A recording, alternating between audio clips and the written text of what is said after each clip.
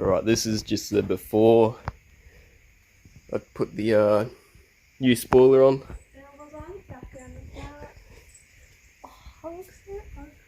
No, you don't.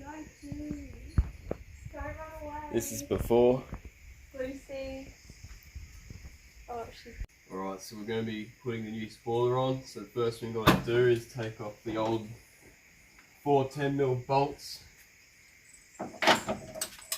Got to undo these 4, another 2 on the other side.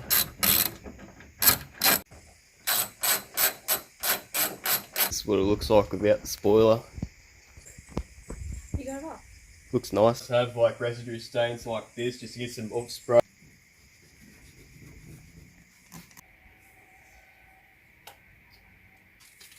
Alright. So now we just got to get the screws in, get them lined up properly.